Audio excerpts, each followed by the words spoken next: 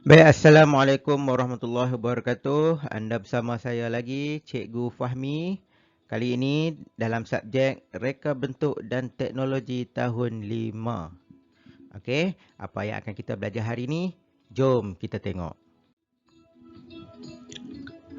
Okey, baik. Hari ini kita akan teruskan lagi dengan unit 3 iaitu Reka Bentuk Pengaturcaraan. Jadi apa akan kita belajar hari ini? Cikgu nak tumpukan kepada 3 perkara ini dahulu sebelum kita belajar dengan lebih lanjut. Apa 3 perkara tu? Okey, awak mesti kena faham dulu. Yang pertama adalah algoritma. Okey, pertama sekali adalah algoritma. Yang kedua adalah pseudocode. Pseudocode. Dan yang ketiga adalah carta alir. Okey, ketiga-tiga ini adalah perkara yang saling berkaitan. Jadi cikgu guna awak faham betul-betul apa itu algoritma, apa itu pseudocode dan apa itu carta alir. Ketiga-tiga ini mempunyai saling berkait rapatlah ketiga-tiga benda ini. Jadi mari kita belajar. Baik, yang pertama adalah algoritma. Okey, apa itu algoritma? Algoritma adalah satu urutan langkah-langkah untuk menyelesaikan sesuatu masalah atau melaksanakan sesuatu tugasan. Okey. Yang keduanya, algoritma ini mestilah pernyataan itu mestilah boleh difahami. Okey, kita mesti pernyataan tu kita boleh faham lah. Dengan ringkasnya kita boleh faham apa pernyataan itu. Okey, yang seterusnya adalah algoritma boleh dijelaskan melalui pseudocode atau carta alir. Okey.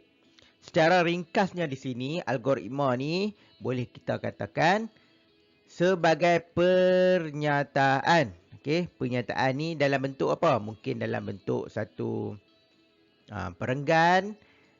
Dia bagi satu situasi. Okey. Gunakan situasi itu. Itu adalah sebagai algoritma kita. Situasi itu kita kena faham apa perkara tu dan kita kena tahu apa langkah-langkah yang dibuat. Okey? Baik.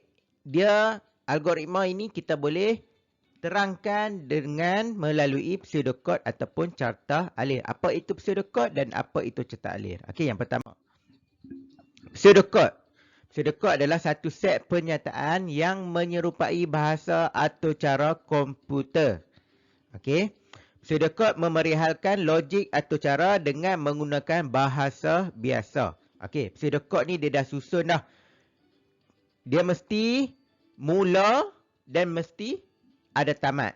Mesti mula dan mesti ada tamat. Sebab pseudocode ni dia dalam bentuk komputer. Dia mesti atur dulu. Yang pertama dia buat apa? Mula dia. Yang pertama apa? Yang kedua dia buat apa? Yang ketiga buat apa? Yang keempat buat apa? Dan seterusnya lah. Dan sampai habis tu mesti tulis tamat. Okey, dia guna bahasa biasa saja. Dia guna bahasa biasa. Okey.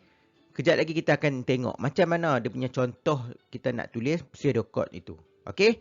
Dan yang ketiga adalah carta alir. Apa itu carta alir? Carta alir ni ialah gambar rajah yang digunakan simbol-simbol geometri. Maksudnya carta alir ni dia akan bentuk rajah dan akan ada anak panah lah dia tunjuk. Okey. Contoh macam langkah-langkah. Okey, mula langkah ini dia tunjuk anak panah, kemudian langkah ini tunjuk anak panah lagi. Dan seterusnya lah. Okey. Carta alir juga boleh digunakan untuk menunjukkan logik dan urutan sesuatu atau cara. Maksudnya dia dah susun dah. Pertama buat apa, yang kedua buat apa, ketiga buat apa. Tapi dalam bentuk anak panah. Dia buat satu kotak. Okey, anak panah pergi sini, dia buat apa? Anak panah pergi sini, buat apa? Anak panah sini, buat apa?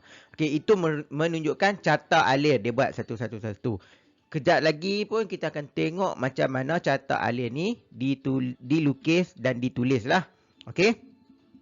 Okey, cikgu akan bagi dua contoh situasi ataupun pernyataan masalah dia. Okey, kita akan tengok macam mana kita nak tulis pseudocode dan juga carta alir. Okey, kita tengok algoritma. Okey, di sini cikgu sediakan dua situasi. Okey, untuk bagi kamu faham sikit lah apa yang kita belajar mengenai algoritma, pseudocode dan juga carta alir. Harap kamu tengok situasi ni dan kamu fahamlah cara nak menentukan algoritma, pseudocode dan juga carta alir. Okey, situasi yang pertama.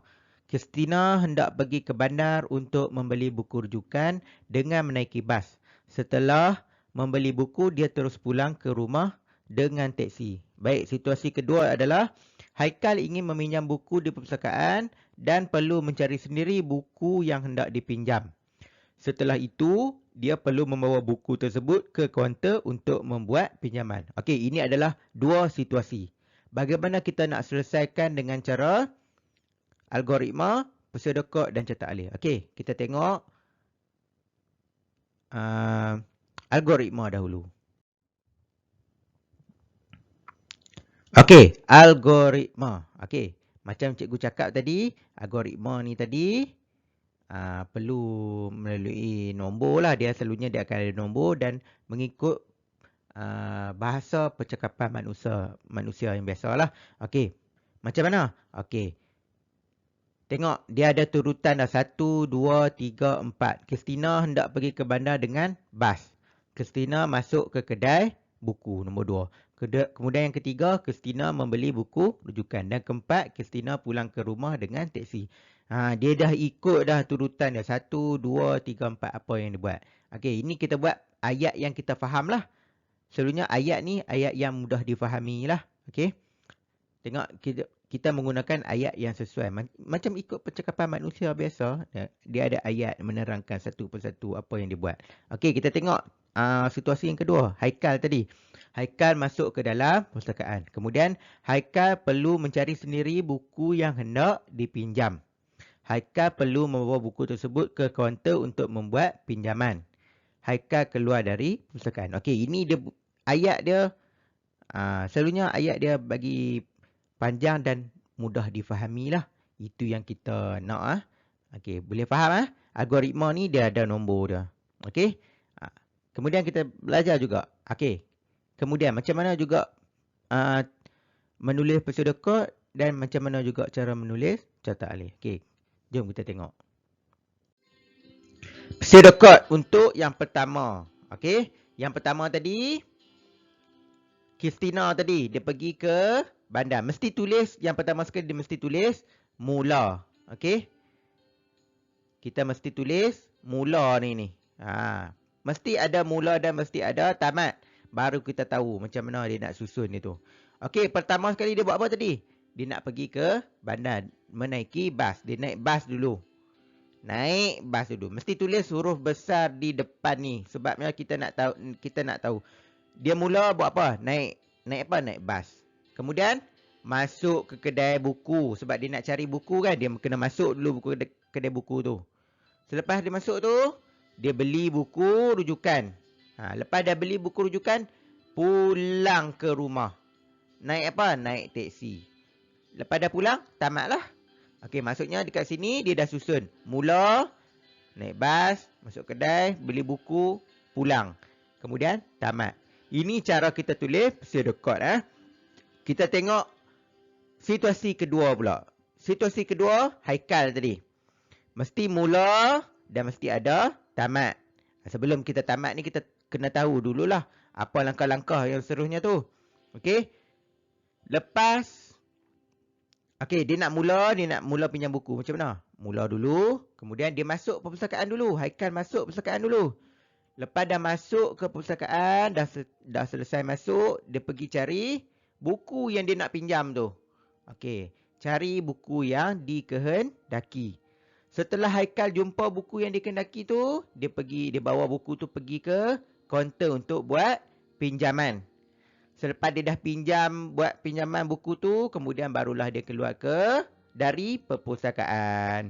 Jadi dekat sini pseudocode ditulis dengan cara beginilah. Mula, masuk perpustakaan, cari buku, pergi ke kaunter, keluar dari perpustakaan, kemudian tamat. Okey? Boleh faham Ini adalah cara tulis pseudocode. Dia akan ada lagi lah. Ingat tak kita belajar minggu lepas? dia ada pilihan dan juga ulangan kan. Ada kita buat ulangan dan juga pilihan. Macam mana pula kita nak tulis pseudocode, pilihan dan juga ulangan. Nanti kita akan belajar next class pula. Yang ni cikgu nak bagi tahu dulu pseudocode ni macam mana, cetak alih ni macam mana, algoritma ni macam mana. Okey. Selesai dah pseudocode, kita tengok pula macam mana carta alir.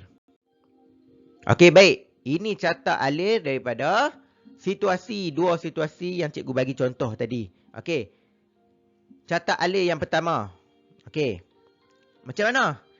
Cikgu kata tadi, dia menggunakan simbol. Betul tak? Dia gunakan simbol menunjukkan langkah, satu langkah. Macam mana? Okey, dia buat macam ni lah. Dia mula dengan simbol ni. Permulaan simbol dia mesti, dia bukan petak terus tau. Dia bentuk macam ada bulat sikit. Dia ada bulat sikit. Dia bulat sikit. Mula dan tamat ni dia akan bentuk macam bulat sikit dekat sini. Dan di tengah-tengah ni baru dia letak kotak. Okey. Nanti kalau kita ada pilihan dan juga ulangan, dia akan ada satu bentuk lagi. Bentuk segi empat juga, tapi dia macam bentuk diamond tu. Bentuk diamond, segi empat diamond tu. Okey. Yang ini cikgu bagi yang contoh dululah carta alir. Kita nak tahu secara ringkasnya dulu apa itu carta alir. Okey, carta alir ditulis ataupun dilukis menggunakan rajah. Ini rajah lah ni. Dia mula dengan macam bentuk bulat ni sikit. Mula mesti tulis mula. Carta alir pun kita mesti tulis mula. Pseudocode pun ada mula. Oh, maaf. Ini sebenarnya tamat, bukan mula. Ini adalah tamat. Cikgu minta maaf. Okey. Dimulakan dulu. Dia mesti mula dulu. Selepas dah mula, macam tadilah. Kristina naik bas ke bandar. Sama juga macam pseudocode tadi. Cumanya dia ditulis dalam bentuk carta alir lah. Naik bas ke bandar, kemudian masuk ke kedai buku, beli buku, kemudian baru pulang ke rumah dengan teksi. Okey? Sama juga macam tadi. Cumanya ini ditulis dalam simbol. Dalam simbol lah. Dalam simbol ni. Bulat, simbol petak, simbol diamond.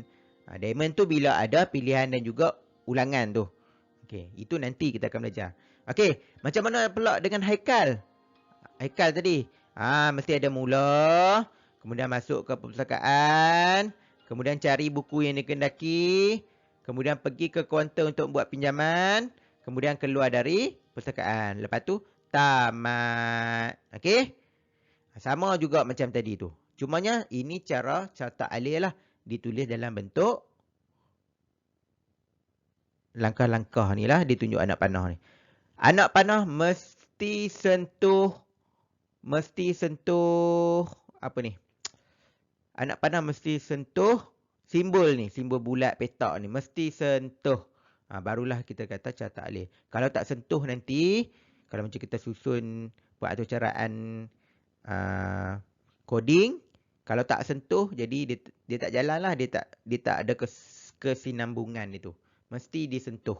Okay. Bila sentuh, dia pergi satu-satu dan selesai. Okey, baik, itu saja untuk hari ini. Harap kamu fahamlah apa itu